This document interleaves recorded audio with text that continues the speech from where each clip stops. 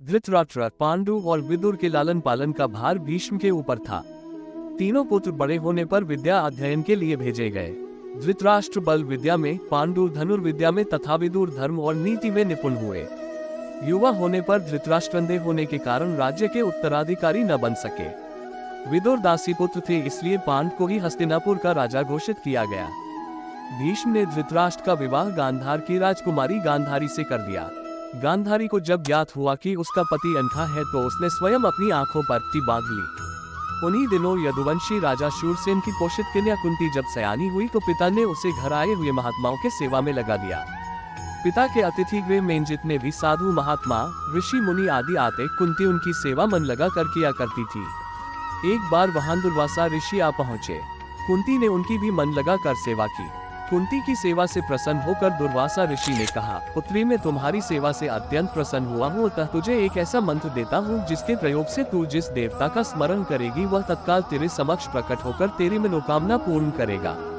इस प्रकार दुर्वासा ऋषि कुंती को मंत्र प्रदान करके चले गए। एक दिन कुंती ने उस मंत्र की सत्यता की जांच करने के लिए एकांत स्थान पर बैठकर उस मंत्र का जाप करते हुए सूर्यदेव का स्मरण किया। उसी क्षण सूर्यदेव वहां प्रकट होकर बोले, देवी मुझे बताओ कि तुम मुझसे किस वस्तु की अभिलाषा करती हो, मैं तुम्हारी अभिलाषा अवश्य पूर्ण करूंगा। इस पर कुंती ने कहा, है देव मुझे आपसे किसी भी प्रकार की अभिलाषा नहीं है, मैंने तो केवल मंत्र की सत्यता परखने के लिए ही उसका जाप किया है। कुंती के इन वचनों को सुनकर सूर्यदेव बोले, हे कुंती मेरा आना व्यर्थ नहीं जा सकता, मैं तुम्हें एक अत्यंत पराक्रमी तथा दानशील पुत्र प्रदान करता हूँ। इतना कहकर सूर्यदेव अंतर्ध्यान हो गए। कुंती ने लज्जावश ये बात किसी से नहीं कह सकी। समय आने पर उसके गर्भ से कवच कुंडल धारण किए हुए एक पुत्र उत्पन्न हुआ। कुंती ने उसे एक मंजूषा में रखकर रात्रि बेला में गंगा में बहा दिया। वह बालक बहता हुआ उस स्थान पर पहुंचा जहां पर धृतराष्ट्र का सारथी अदिर्थ अपने अश्व को गंगा नदी में जल पिला रहा था। उसकी दृष्टि कवच कुंडल धारी शिशु पर पड़ी। अदिर्थ में संतान था, इसलिए उसने बालक को अपने छाती से लगा लिया और घर ले जाकर उसे अपने पुत्र के जैसा पालने लगा। उस बालक के कान अति सुंदर थे, इसलिए उसका नाम कर्ण रखा गया। कर्ण गंगा जी में बहता हुआ जा रहा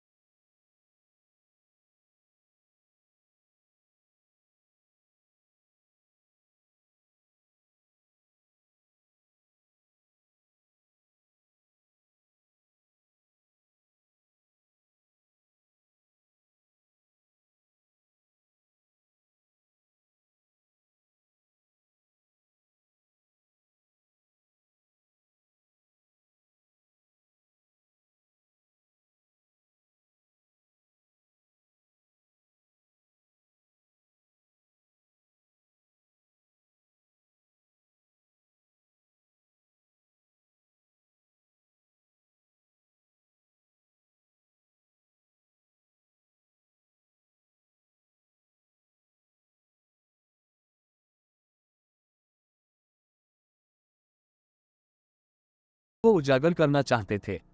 परशुराम जी के आश्रम से जाने के पश्चात कर्ण कुछ समय तक भटकता रहा। इस दौरान वह शब्द भेदी विद्या सीख रहा था।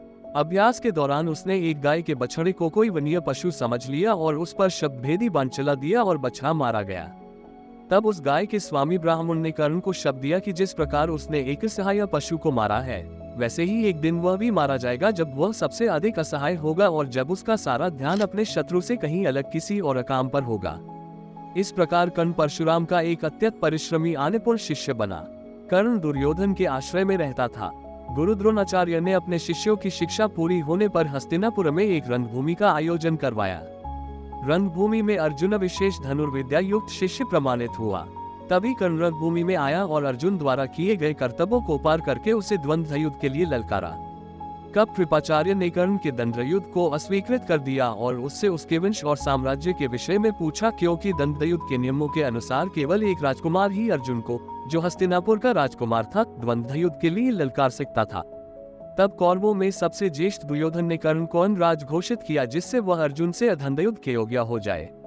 जब कर्ण ने दुर्योधन से पूछा कि वह उससे इसके बदले में क्या चाहता है, तब दुर्योधन ने कहा कि वह केवल ये चाहता है कि कर्ण उसका मित्र बन जाए।